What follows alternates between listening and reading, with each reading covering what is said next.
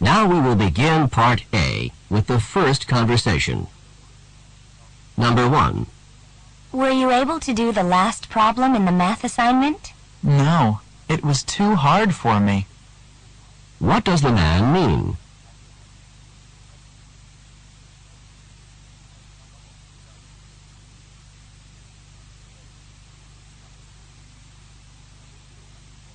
Number 2. You don't seem really happy with your exam results. Well, I didn't fail, but I also didn't pass by much. What does the man mean?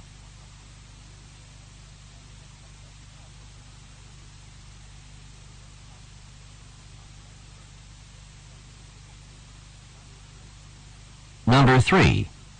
Where are the dirty clothes? Have you taken care of them? They're in the washing machine. What does the man mean?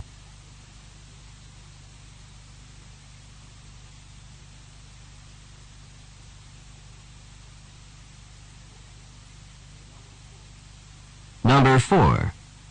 When do you think we should leave on our trip? If we leave on Tuesday, we won't have very much time for a visit.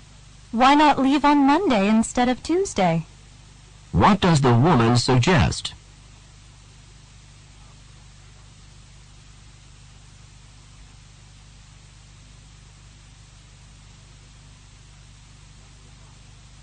Number 5.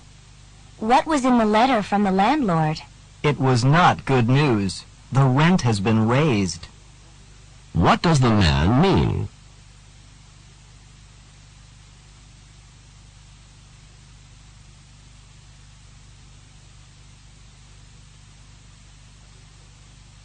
Number 6.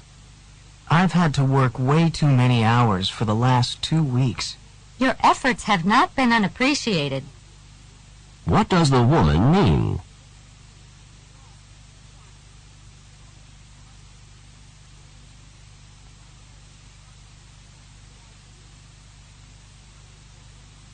Number 7.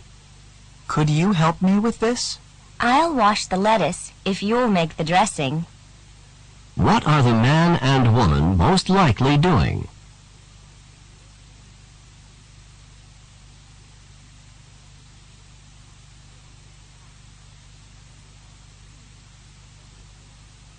Number 8. Is Jack going with us to the restaurant tonight? I was unable to convince him to go with us. What does the woman mean?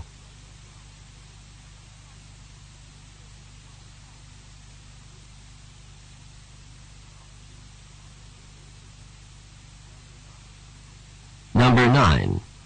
Can you tell me how I can find the biology lab from here? Just go down those steps and enter the door after the first one. What should the man do?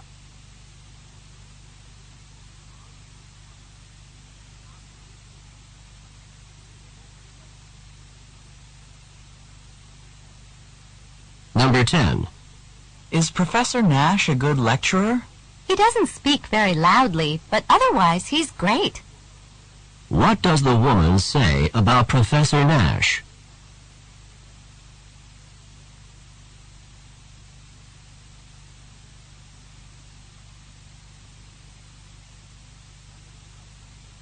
Number 11.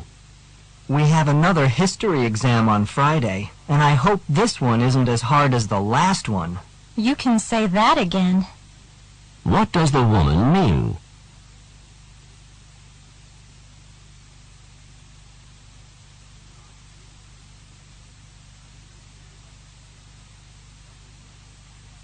Number 12. Is the room ready for the conference? I don't think it's been set up. What does the man say about the room?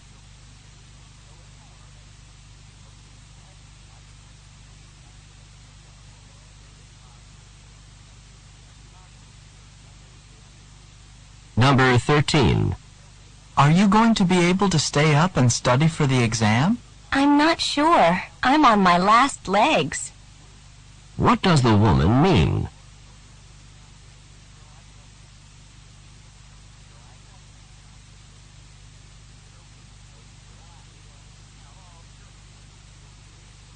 Number 14. What did you think of the guest speaker?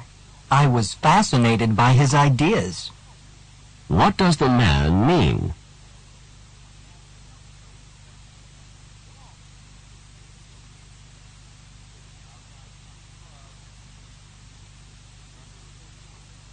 Number 15.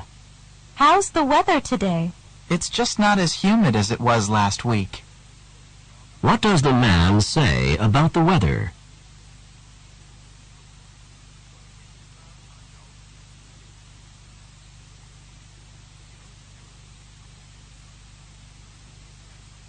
Number 16. How did the professor react when you explained that you'd missed class because you were ill? She couldn't have been more understanding. What does the woman say about the professor?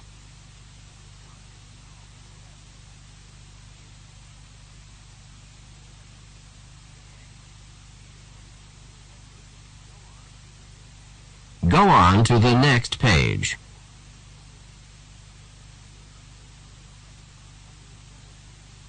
Number 17. That was some air show. The skydivers pulled off some incredible feats. I thought so too. I just couldn't believe what I saw.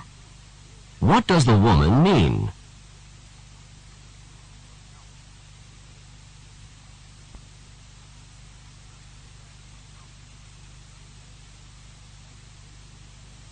Number 18. Do you think that the restaurant was too expensive? I was surprised at the prices. We barely had enough to cover the bill. What does the woman mean?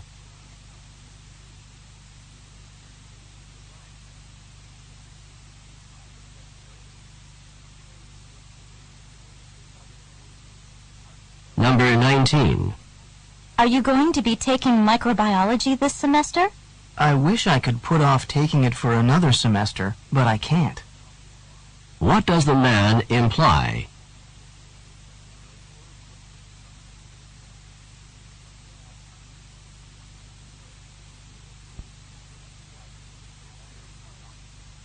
Number 20. I'll see you at the first psychology lecture tomorrow. Then you did enroll in the course. What had the man assumed?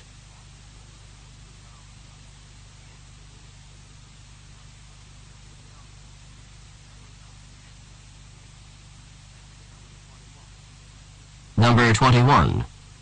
Let's look over the blueprints for the building one more time. Good idea. We need to be sure that the design is absolutely correct before construction begins. Who are these people most likely to be?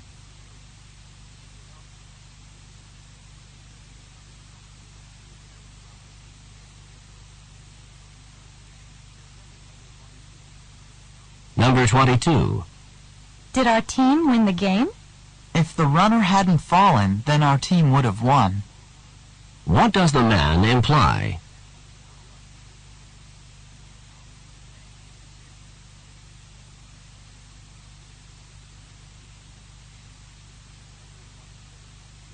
Number 23. That exam's going to be really difficult, and we have a lot of work to prepare for it. Let's get going on it now. What does the woman suggest?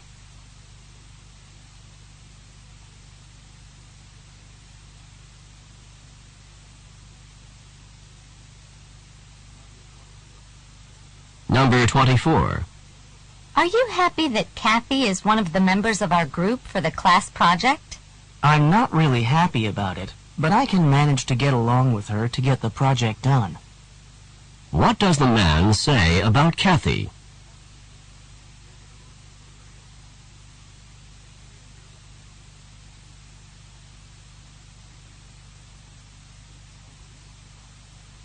Number 25.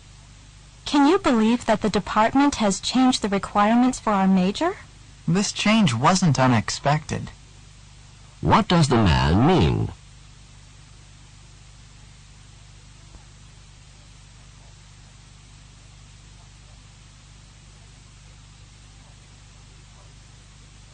Number 26. I'm not sure if we should try to buy a house in a few years or keep on renting. We'll cross that bridge when we come to it.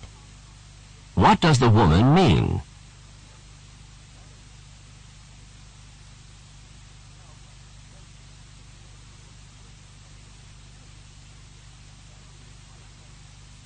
Number 27. Did you enjoy the sightseeing trip that you took last week? It couldn't have been more perfect in any way. What does the woman mean?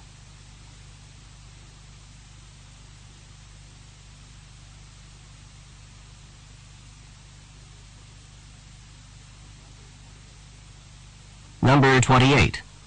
Were you able to deal with the part of the exam on medieval architecture? The topic was barely covered in the lectures, yet it was a major part of the exam. What does the man say about the topic?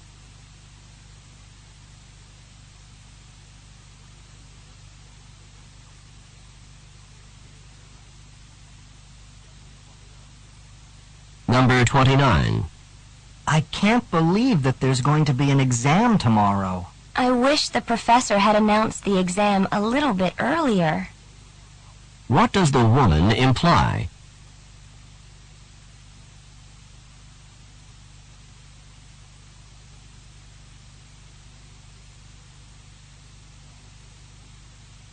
Number 30. Here's a small gift for your birthday. It's something I know you like. So you did remember my birthday. Thank you so much. What had the woman assumed?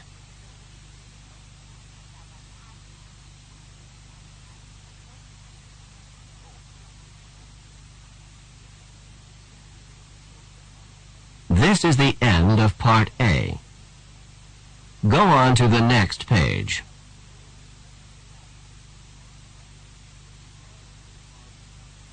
Now read along with me as I read the directions for Part B.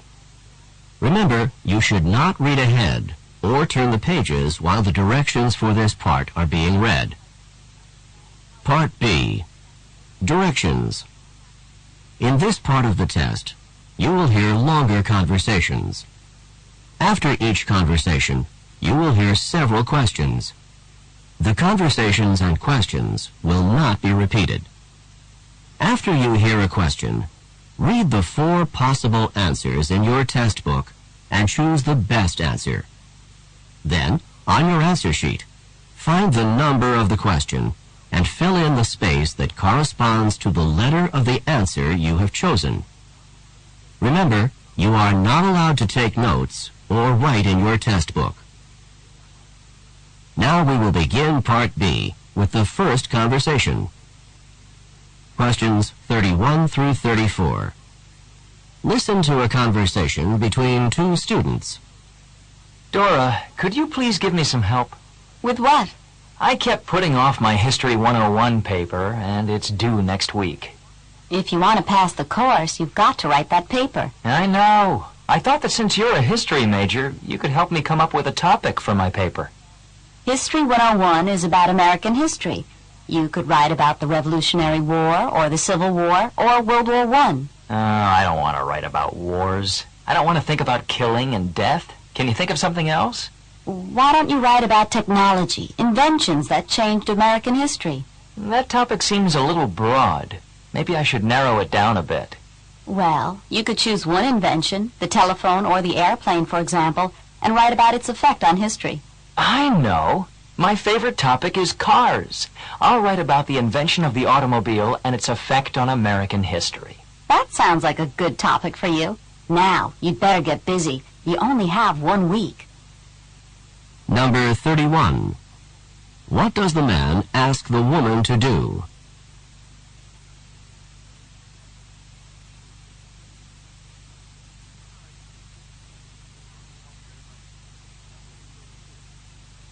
Number 32. When in the semester does this conversation probably take place?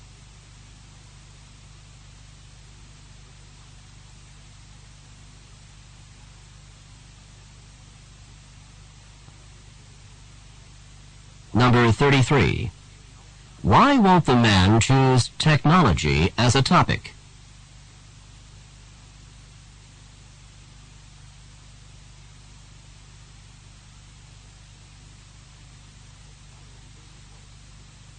Number 34. How much time does the man have to write the paper?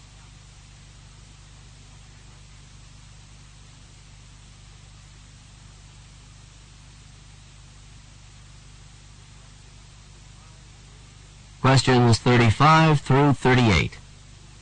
Listen to a conversation about a tragic event. Did you hear the story on the news this morning about the apartment fire down the street? I heard something about it. What happened exactly? A fire started about 3 o'clock in the morning in an apartment complex with about 20 apartments. One of the apartments was completely destroyed, and several of the others were damaged. Do they know how the fire started? They're not sure at this point, but they believe that it was started by someone smoking in bed. It's a shame that one careless person can cause so much trauma for others, not to mention the thousands and thousands of dollars of damage. Even more serious than the damage to property is the harm to the apartment's occupants. I hear that several residents were rushed to the hospital, but at least none of them died. It's all so frightening. Do you know of anything I can do to keep this from happening to me? I guess the best thing to protect yourself is to make sure that you have a smoke alarm and a fire extinguisher in good working condition. The smoke alarm will give you an early warning that a fire has started, so you can call the fire department. If it is a small fire, maybe you can use the fire extinguisher to help put out the fire before the fire trucks arrive. That's good advice. I think I'll go home and check my smoke alarm. Number 35. What is the topic of this conversation?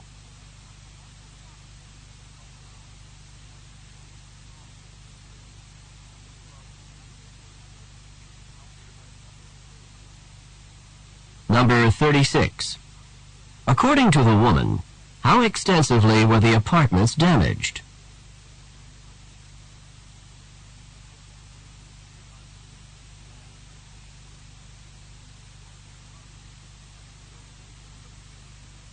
Number 37.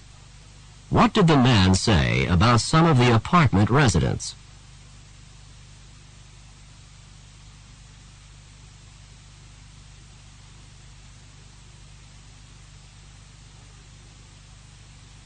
Number 38. What advice does the man give to the woman to protect herself from fires?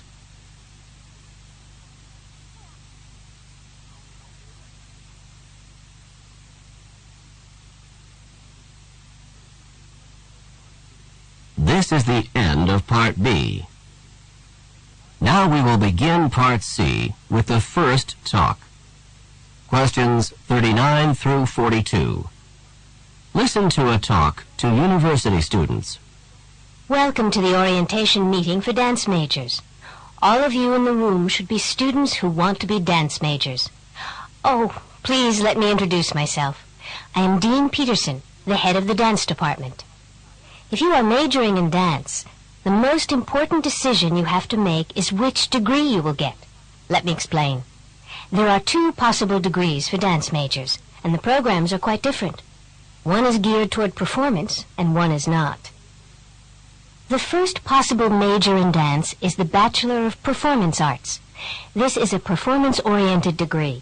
It is intended for students who wish to pursue a professional performance career in dance or in choreography. The second possible major in dance is the Bachelor of Arts Studies.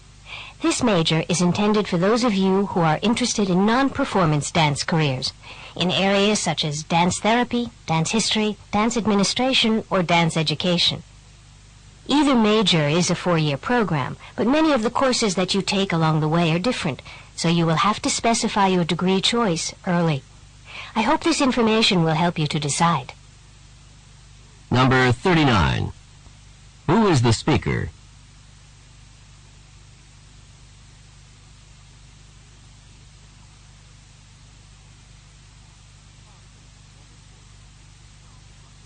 Number 40. What decision do the students have to make?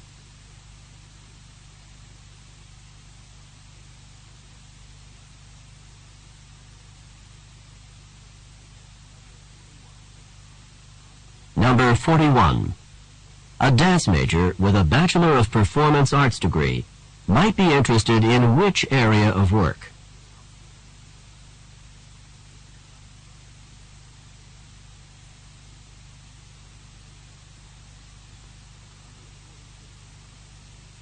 Number 42. What is true about the dance degrees discussed in the talk?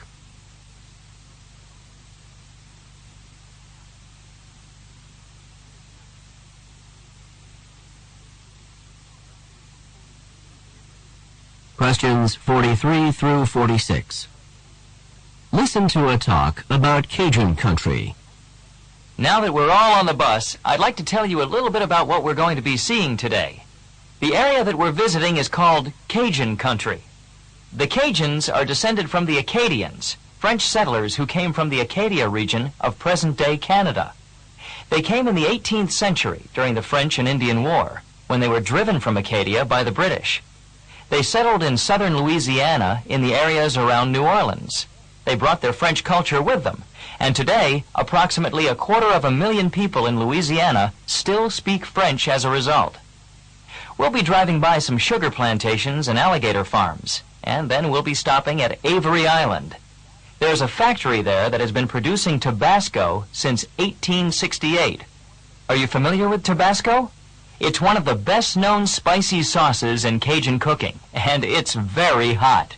I hope you like spicy food, because any Cajun food that you eat on this trip is going to be spicy. After Avery Island, we'll continue on to Lafayette, which is the largest city in Cajun country.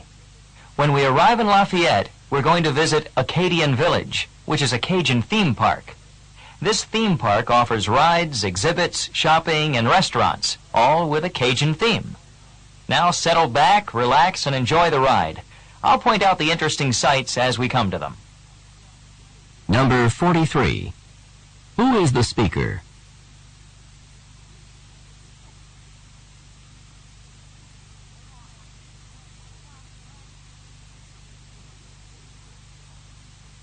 Number 44. What is true about the Cajuns?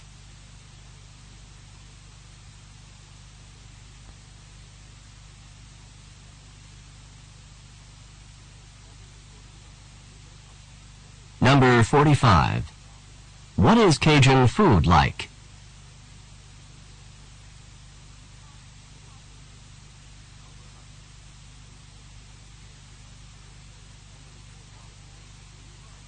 Number 46. What will probably happen next?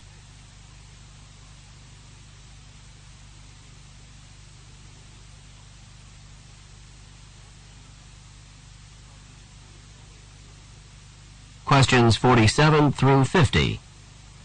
Listen to a lecture given in a college course.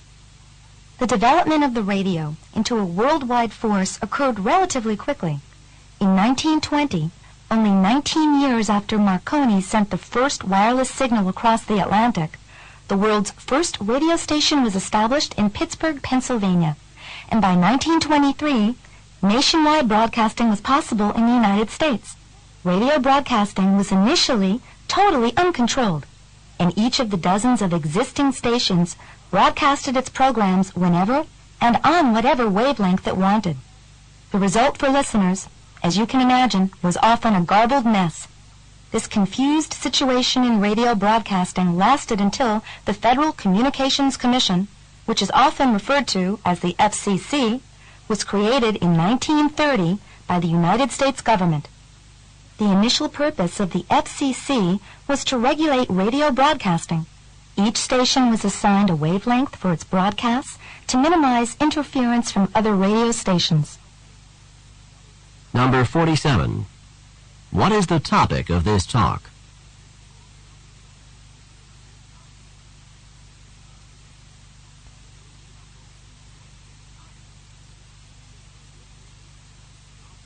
Number 48. This lecture would probably be given in which course?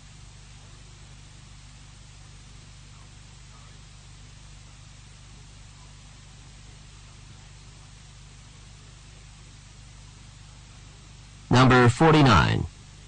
How could the situation in early radio broadcasting best be described?